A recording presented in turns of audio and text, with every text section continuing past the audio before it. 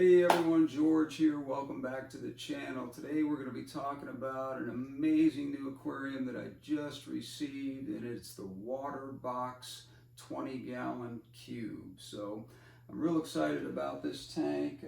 As you can see here, I've got it set up a little bit here, but there's going to be a three-part series where we're going to go through several different aspects. The first part of the series is going to be talking about design and what the possibilities and ideas might be, and I'm going to be looking for you guys to really put some comments down below and give me some great ideas. The second part of it is going to be the actual hardscaping of the aquarium itself and putting the design together based off from your comments and what I think are some of the best ideas that come in. And then the third phase, of course, will be the planting. And after the cycle is done, we're going to be talking about what kinds of fish we're going to stock in this. I'm real excited. I've got some ideas on some fish that I've never worked with before. They're not in the nano tank sort of range of things, but I'm sort of moving into some of these bigger tanks. I don't think I'm going to be doing a lot of it, but this is going to be a really great, I think, build that this three-part series is going to be sort of just a blast to talk with you guys about and get some great ideas and use those ideas to implement something that I think is going to turn out to be a great design. So let's get to it, and we'll get talking about that right now.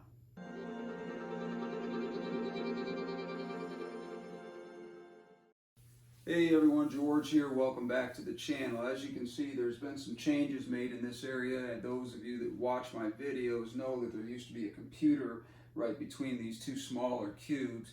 Now we're working with a WATERBOX 20-gallon cube that we're going to be scaping here. This is going to be a three-part series. This part one is just me talking about what we might do with this tank, talking a little bit about the tank, and getting some ideas here from you guys, hopefully, on how we should scape this thing. So I'm looking forward to anybody kind of chiming in and letting me know what they think, and that's going to be real exciting. So basically, this is a 20-gallon, as I said, a cube. It's made by WATERBOX. It is a great little aquarium. It is low iron glass, so it's crystal clear.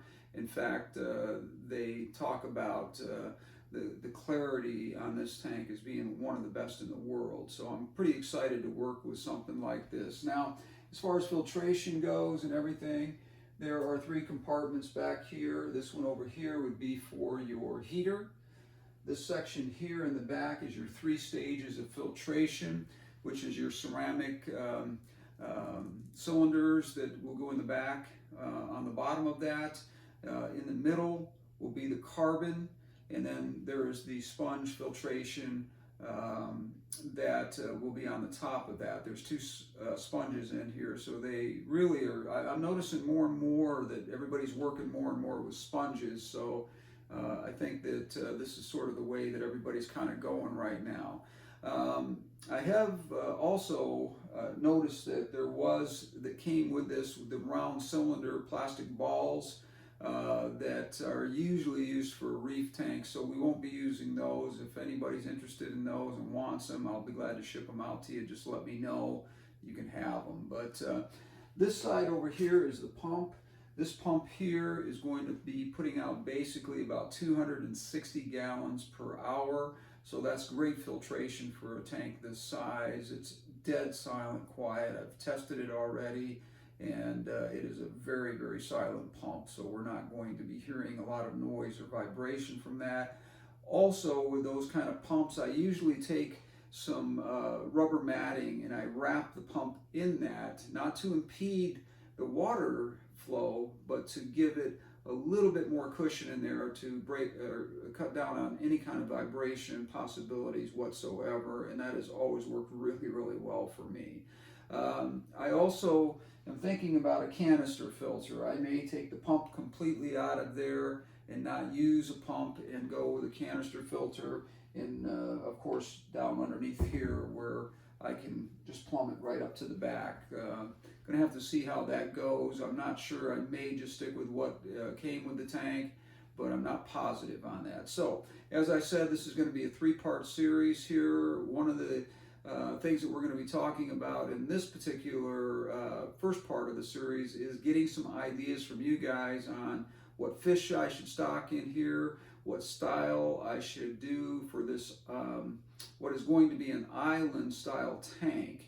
But I want your ideas on how I should plant it. I want your ideas on the kinds of plants that I should use, and keeping in mind the kind of fish that I'm ultimately going to have in here. I want those all to come from you. I want this complete tank to be designed by people who watch and have ideas in their mind on what they would like to see in here for fish. Now, keep in mind compatibility. Keep in mind that this is a very intense light up on top here. It's not plugged in right now, but it is extremely intense light that gives off a lot of spectrum. So it's going to be able to handle a lot of different kinds of plants. Now, this thing is capable of also turning it up and down as far as how I want it. It can be programmed for lower light plants. It can be programmed for medium or high light plants. It can be sort of all over the place as far as how you want to light this thing. You can change it from day to day. You can change it from each hour of the day. You can have it come up as a sunrise. You can have it go down as a sunset. Lots of great opportunities with this light that I'm really, really looking forward to. I think it's going to be fantastic to work with. So, as you can see here, I do have a piece of wood. Now, this piece of wood I've tried to use before. I'm going to use it in this tank because I have the ideal piece of rock that matches some rock that I have down here that is going to be in here. And this is sort of going to be my island portion of this. As you can see, this is very flat on the bottom. Now, one of the problems that I ran into with this particular piece of wood is getting it to sink. I've not been able to do that. I have had it in a pail of water for over a month, and it still just does not. It sinks a little bit, but not enough. So I just don't want to spend any more time on trying to put that in a tank and having it floating. So as you can see, I've used it before because there's some spots on here of super glue where I tried to make, in fact, I had a beautiful layout on this thing. I was so bummed out when it didn't float, or when it did float and didn't sink and stay down. But this rock right here is a very heavy piece of rock that's going to sit dead in the center right here and is going to be the centerpiece of this whole thing. We're going to have the substrate come up in a hump sort of way here, and then the main focus of our plants will be in here. As you can see from this piece of wood, there are lots of little places to stick plants naturally in here that you won't even have to super glue. These plants will basically grab on over time and stay there. And then there's some spots where, of course, we'll use some super glue for some petite nana or anubiases of different kinds. I'm not going to use ferns in here because the lighting in here is going to be much higher, and the ferns are just not going to do well with that kind of lighting. They like lower lighting, as we know. So anyways, we'll mount this on top of here. There's some epoxy that I have coming over the next few days, and I'll be gluing that down to the top of that, and then working with this piece just sitting on top. And I think it's just going to look really great once we get all of the substrate around it. I think it's going to be a perfect piece of rock for this thing to sit on, because some of it will be raised above and match the other rock that I have. I have some pieces that are cylinder type pieces that can stand upwards, and I also have some flatter pieces too. So it's got a great variety of rock that I picked out for this thing, and I think it's going to look really, really nice when it's done. So I'm hoping to get some great comments from you guys about what kind of a tank this should be. I'm thinking some rainbow fish in here, some smaller rainbows, not the rainbows that are in the nano family, but rainbows that are basically on the larger side, and everyone knows what I'm talking about there. So I'm thinking about doing that. I don't want a huge population of fish in here.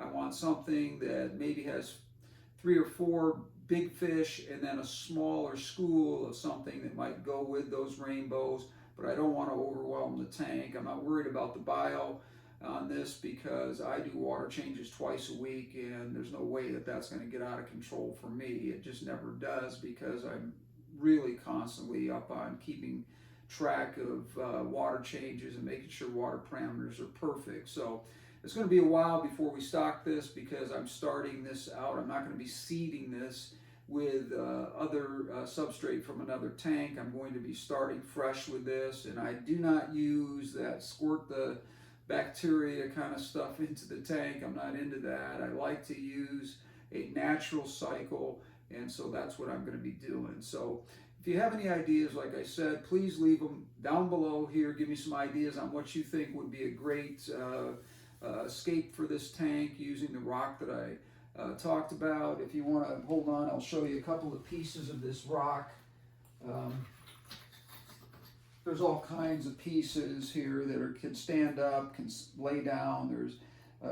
There's just endless amounts of this stuff that we can choose from, and so I think we'll come up with a really nice scape that goes all the way around this inside this cube here, and lots of room for fish and that sort of thing. So it's going to be really, really one of the better tanks that I've ever put together. Now, as I said, I'm looking forward to getting your comments and having this be a tank, as I said, that you guys build with your comments, and I will follow your lead on it and see where we go. I would love to see how this thing turns out with just having your input. And anyways, real excited about doing this. The second part of this series, of course, is going to be doing the hardscape of this, which means the substrate, the rock, this piece of wood, and then we'll get into some planting.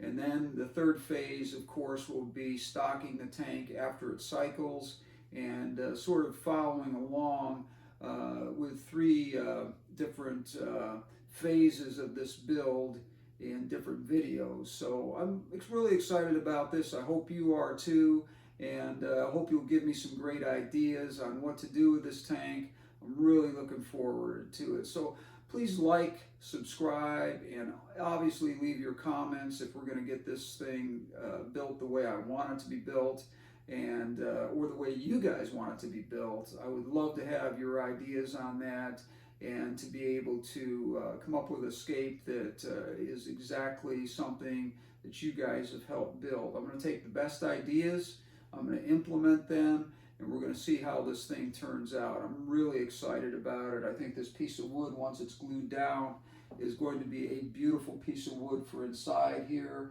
It has some burn marks on it. There's all kinds of character with that piece of wood that I think is really going to make the tank just lovely all the way around. And got some ideas about adding some music to this too, so that when the tank comes on, the speakers up above here will turn on and play some music as I come in the room. So I'm real excited about that. I've done several of those with clients that have requested that sort of thing. And anyways, I like the idea, so I'll probably do it for this particular tank.